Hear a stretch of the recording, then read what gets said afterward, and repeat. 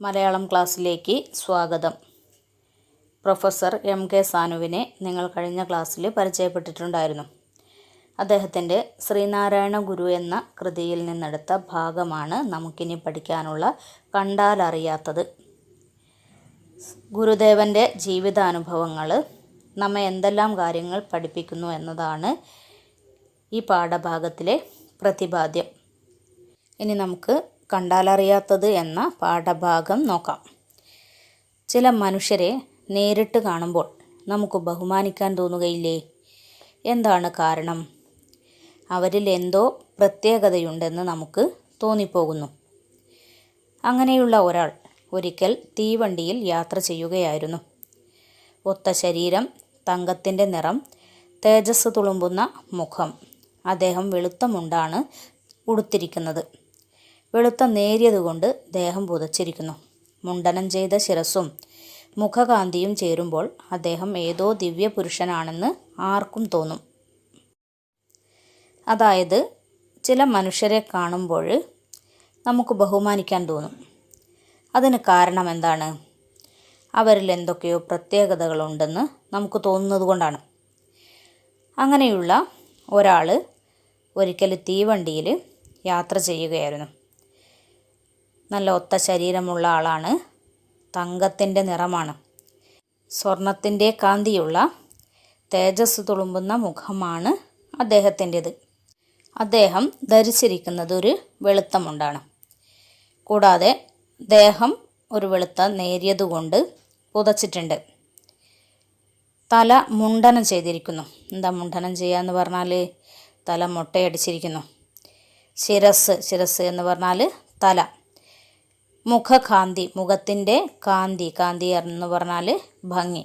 ആ മുണ്ടനം ചെയ്ത തലയും മുഖത്തിൻ്റെ ഭംഗിയും ചേരുമ്പോൾ അദ്ദേഹം ഏതോ ഒരു ദിവ്യപുരുഷനാണെന്ന് ആർക്കും തോന്നും. ഏതോ ചിന്തയിൽ ലയിച്ചതുപോലെ മൗനത്തിൽ ഒതുങ്ങിയിരിക്കുന്ന ആ വ്യക്തി ആരാണെന്നറിയാൻ അടുത്തിരിക്കുന്ന ചിലർക്ക് ആഗ്രഹമുണ്ടായി. അവരിൽ ഒരാൾ അദ്ദേഹത്തോട് ചോദിച്ചു, എങ്ങോട്ട് പോകുന്നു? അദ്ദേഹം മറുപടി പറഞ്ഞു, ആലുവായിലേക്ക്. ഏതോ ചിന്തയിൽ ലയിച്ചതുപോലെയാണ് അദ്ദേഹം ഇരിക്കുന്നത്. മൗനമായിട്ടിരിക്കുകയാണ്. എന്താ മൗനം എന്ന് പറഞ്ഞാൽ മിണ്ടാതിരിക്കുക. അങ്ങനെയുള്ള ആ വ്യക്തി ആരാണെന്നറിയാൻ അടുത്തിരിക്കുന്ന ചിലർക്ക് ആഗ്രഹം തോന്നുകയാണ്. അപ്പോൾ അവരിൽ ഒരാൾ, അദ്ദേഹത്തിൻ്റെ അടുത്തിരിക്കുന്ന ഒരാൾ അദ്ദേഹത്തോട് ചോദിച്ചു, എങ്ങോട്ട് പോകുന്നു? അദ്ദേഹം എന്താ പറഞ്ഞത്? ആലുവായിലേക്ക് പോവുകയാണെന്ന് പറഞ്ഞു. ഗംഭീരമായ ശബ്ദം. അപ്പോൾ അധികം ഭവ്യതയോടുകൂടി സഹയാത്രക്കാരൻ ചോദിച്ചു, പേരെന്താണ്?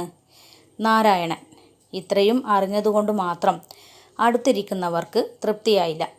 ഒരു ചോദ്യം കൂടി അവരിലൊരാൾ ചോദിച്ചു, ജാതിയിലാരാണ്? ആ ചോദ്യം കേട്ടപ്പോൾ ആ ദിവ്യപുരുഷൻ ശിരസ്സുയർത്തി എല്ലാവരെയും നോക്കി. എന്നിട്ട് ഒരു ചോദ്യം തിരികെ ചോദിച്ചു, കണ്ടിട്ട് മനസ്സിലായില്ലേ? അടുത്തിരുന്നവർ പറഞ്ഞു, ഇല്ല, മനസ്സിലായില്ല. കണ്ടതുകൊണ്ട് മാത്രം ജാതി ഏതെന്ന് മനസ്സിലാക്കാൻ കഴിയില്ലല്ലോ. ഗാംഭീര്യമുള്ള ശബ്ദമായിരുന്നു അദ്ദേഹത്തിൻ്റേത്. അപ്പോൾ അധികം ഭവ്യതയോടുകൂടി, എന്താ ഭവ്യത എന്ന് പറഞ്ഞാൽ വിനയത്തോടുകൂടി എന്നർത്ഥം അല്ലേ? വിനയത്തോടുകൂടി സഹയാത്രക്കാരൻ എന്ന് പറഞ്ഞാൽ കൂടെയുള്ള യാത്രക്കാരൻ ചോദിച്ചു, ഇദ്ദേഹത്തോട് ചോദിച്ചു. എന്താ ചോദിച്ചത്? താങ്കളുടെ പേരെന്താണെന്ന് ചോദിച്ചു. അപ്പം അദ്ദേഹം നാരായണൻ എന്ന് മറുപടി പറഞ്ഞു. അതുകൊണ്ട് മാത്രം അടുത്തിരിക്കുന്നവർക്ക് തൃപ്തിയായില്ല. അതിലൊരുവൻ ഒരു ചോദ്യം കൂടി ചോദിച്ചു. എന്താണ് ചോദിച്ചത്? ജാതിയിൽ ആരാണ്? നിങ്ങളുടെ ജാതി എന്താണ് എന്നാണ് ചോദിച്ചത്. ആ ചോദ്യം കേട്ടപ്പോൾ ആ ദിവ്യപുരുഷൻ ശിരസ്സുയർത്തി, ശിരസ് നമ്മൾ നേരത്തെ എന്താ പറഞ്ഞിരുന്നത്? തല അല്ലേ? തല ഉയർത്തിയിട്ട് എല്ലാവരെയും നോക്കി. എന്നിട്ട് തിരിച്ചൊരു ചോദ്യം ചോദിച്ചു. എന്താണ് ചോദിച്ചത്? കണ്ടിട്ട് മനസ്സിലായില്ലേ എന്ന് ചോദിച്ചു. ജാതി ഏതാണെന്ന് ചോദിച്ചപ്പോൾ എന്നെ കണ്ടിട്ട് മനസ്സിലായില്ലേ എന്നാണ് ആ മനുഷ്യൻ തിരിച്ചു ചോദിച്ചത്. അപ്പോൾ അടുത്തിരുന്നവർ പറഞ്ഞു, ഇല്ല, മനസ്സിലായില്ല. കണ്ടതുകൊണ്ട് മാത്രം ജാതി ഏതെന്ന് മനസ്സിലാക്കാൻ കഴിയില്ല എന്നായിരുന്നു അവരുടെ മറുപടി. ജാതിയുടെയും മതത്തിൻ്റെയും പേരിൽ വിവേചനം നിലനിന്നിരുന്ന ഒരു കാലഘട്ടമായിരുന്നു അത്. മനുഷ്യനെ മനുഷ്യനായി അംഗീകരിക്കാത്ത ഒരു വ്യവസ്ഥിതിയാണ് അന്ന് നിലനിന്നിരുന്നത്. ഇതിന് പ്രധാന കാരണം എന്താണ്? ജാതീയമായ ഉച്ചനീചത്വങ്ങൾ, തീണ്ടൽ, തൊടിയിൽ മുതലായ അനാചാരങ്ങളും അന്ന് ഉണ്ടായിരുന്നു. മതത്തിൻ്റെ പേരിൽ, ജാതിയുടെ പേരിൽ വേർതിരിവ് കാണിച്ചിരുന്ന ഒരു കാലഘട്ടമായിരുന്നു അത്. അതുകൊണ്ട് തന്നെയാണ് തീവണ്ടിയിൽ കൂടെ ഇരുന്നവർ ആ മനുഷ്യനെ കണ്ടപ്പോൾ ജാതി ഏതാണെന്ന് ചോദിച്ചത്. ഇനി ബാക്കി നോക്കൂ. അപ്പോൾ അദ്ദേഹം ചോദിച്ചു, കണ്ടാൽ മനസ്സിലായില്ലെങ്കിൽ പിന്നെ എങ്ങനെ കേട്ടാൽ മനസ്സിലാവും? മുഴങ്ങുന്ന ശബ്ദത്തിലുള്ള ആ ചോദ്യം കേട്ടപ്പോൾ എല്ലാവരും നിശബ്ദരായി. അതിന് എന്താണ് ഉത്തരം പറയേണ്ടതെന്ന് അവർക്ക് നിശ്ചയമില്ലായിരുന്നു. തേജസ്വിയായ അദ്ദേഹം ആലുവയിൽ ഇറങ്ങി. അദ്ദേഹത്തെ കാത്ത് അനേകം പേർ അവിടെ നിൽക്കുന്നുണ്ടായിരുന്നു. അവർ ഭക്തിയോടെ അദ്ദേഹത്തെ വണങ്ങി സ്വാഗതം ചെയ്തു. അദ്ദേഹത്തോടൊപ്പം യാത്ര ചെയ്തിരുന്നവർക്ക് അപ്പോഴാണ് ആൾ ആരാണെന്ന് മനസ്സിലായത്. നാരായണ ഗുരുസ്വാമികളായിരുന്നു അദ്ദേഹം. കണ്ടിട്ട് മനസ്സിലായില്ലേ എന്ന് ജാതിയെപ്പറ്റി അദ്ദേഹം ചോദിച്ചതിൻ്റെ അർത്ഥം എന്താണെന്ന് അപ്പോൾ അവരിൽ ചിലർക്ക് ഊഹിക്കാൻ കഴിഞ്ഞു. കണ്ടതുകൊണ്ടു മാത്രം ജാതി ഏതെന്ന് മനസ്സിലാക്കാൻ കഴിയില്ല എന്ന് പറഞ്ഞവരോട് അദ്ദേഹം ചോദിച്ചു, കണ്ടാൽ മനസ്സിലായില്ലെങ്കിൽ പിന്നെ എങ്ങനെയാണ് കേട്ടാൽ മനസ്സിലാവുക? തന്നെ കണ്ടിട്ട് ഏത് ജാതിയാണെന്ന് മനസ്സിലാവാത്തവർക്ക് താൻ ജാതി ഏതാണെന്ന് പറയുമ്പോഴെങ്ങനെ മനസ്സിലാവും എന്നാണ് അദ്ദേഹത്തിൻ്റെ ചോദ്യം. മുഴങ്ങുന്ന ശബ്ദത്തിലാണ് അദ്ദേഹം ചോദിച്ചത്. ആ ചോദ്യം കേട്ടപ്പോഴെല്ലാവരും നിശബ്ദരായി. എന്താ നിശബ്ദരാവുക എന്ന് പറഞ്ഞാൽ? മിണ്ടാതെയായി. അതിനെന്തുത്തരം പറയേണ്ടതെന്ന് അവർക്ക് നിശ്ചയമില്ലായിരുന്നു. തേജസ്വിയായ ആ മനുഷ്യൻ ആലുവയിൽ ഇറങ്ങി. അവിടെ അദ്ദേഹത്തെ കാത്ത് ഒരുപാട് പേര് നിൽക്കുന്നുണ്ടായിരുന്നു. അവർ അദ്ദേഹത്തെ ഭക്തിയോടെ വണങ്ങുന്നുണ്ട്. എല്ലാവരും അദ്ദേഹത്തെ സ്വാഗതം ചെയ്യുന്നുണ്ട്. അപ്പോഴാണ് അദ്ദേഹത്തോടൊപ്പം യാത്ര ചെയ്തിരുന്നവർക്ക് ഇദ്ദേഹം ആരാണെന്ന് മനസ്സിലായത്. ഇദ്ദേഹം ആരായിരുന്നു? ശ്രീനാരായണ ഗുരു സ്വാമികളായിരുന്നു അദ്ദേഹം. കണ്ടിട്ട് മനസ്സിലായില്ലേ എന്ന് ജാതിയെപ്പറ്റി അദ്ദേഹം ചോദിച്ചതിൻ്റെ അർത്ഥം എന്താണെന്ന് ചിലർക്ക് ഊഹിക്കാൻ കഴിഞ്ഞു. കാരണം മനുഷ്യരെല്ലാവരും ഒരുപോലെയാണ്. ഒരാൾ നല്ല മനുഷ്യനാകുന്നത് മറ്റുള്ളവരെ സഹോദരങ്ങളായിട്ട് കണക്കാക്കുമ്പോഴാണ്.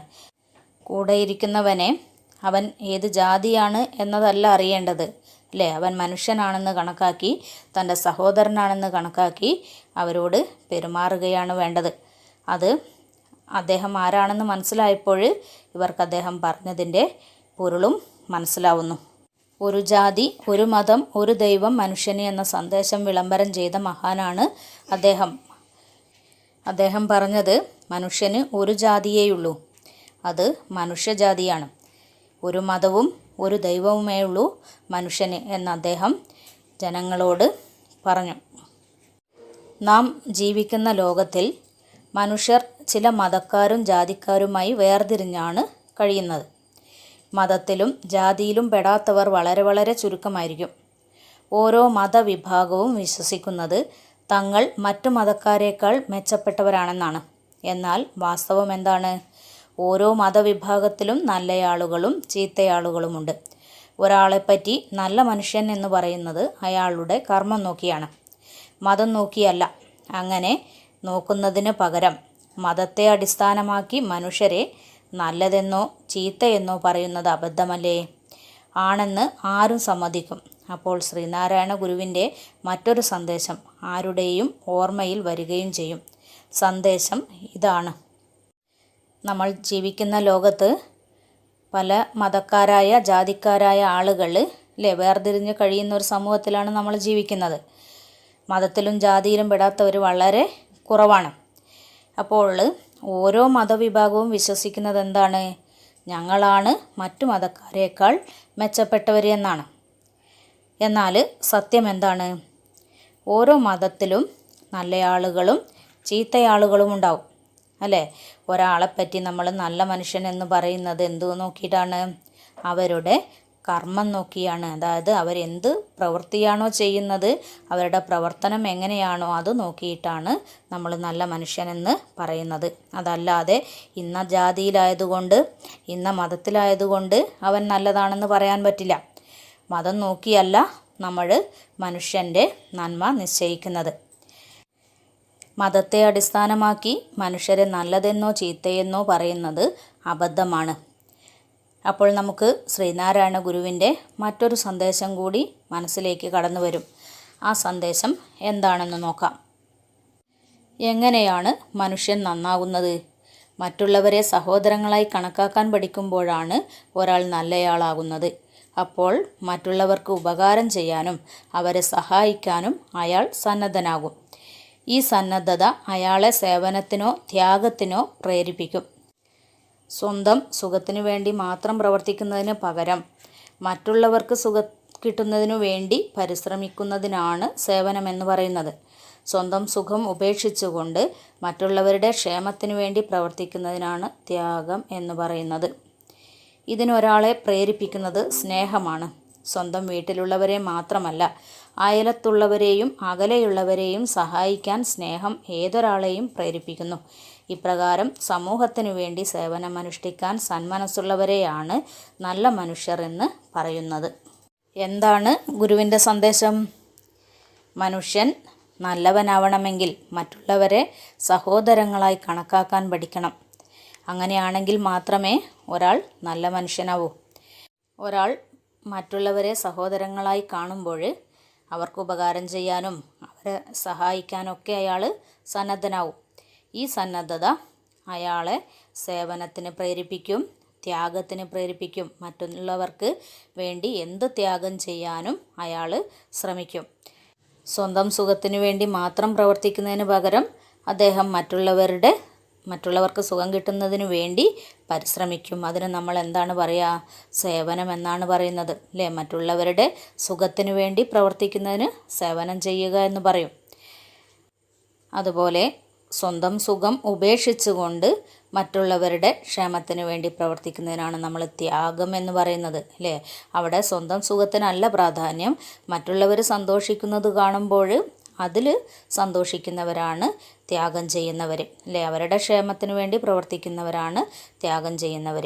ഇതിനൊരാളെ പ്രേരിപ്പിക്കുന്നത് സ്നേഹമാണ്. അദ്ദേഹത്തിനുള്ളിൽ മറ്റുള്ളവരോട് സ്നേഹമുണ്ടെങ്കിൽ അദ്ദേഹം ത്യാഗം ചെയ്യാനും സേവനം ചെയ്യാനും സന്നദ്ധനാവും. സ്വന്തം വീട്ടിലുള്ളവരെ മാത്രമല്ല, നമ്മൾ അയലത്തുള്ളവരെയും അകലത്തുള്ളവരെയും ഒക്കെ സഹായിക്കാൻ സന്നദ്ധനാവണം. അങ്ങനെ ഉണ്ടാവണമെങ്കിൽ മനുഷ്യരിൽ എന്തു വേണം? മറ്റുള്ളവരോട് സ്നേഹം വേണം. ഇപ്രകാരം സമൂഹത്തിന് വേണ്ടി സേവനം ചെയ്യാൻ നല്ല മനസ്സുള്ളവരെയാണ് നമ്മൾ നല്ല മനുഷ്യരെന്ന് പറയുന്നത്. ഈ ഒരു സന്ദേശമാണ് ശ്രീനാരായണ ഗുരു സമൂഹത്തിന് നൽകുന്നത്. പാഠഭാഗം നന്നായി വായിക്കണം. ശ്രീനാരായണ ഗുരു സമൂഹത്തിന് നൽകിയ സംഭാവനകൾ എന്തൊക്കെയാണെന്ന് കൂടുതൽ പുസ്തകങ്ങൾ വായിച്ചിട്ട് മനസ്സിലാക്കണം.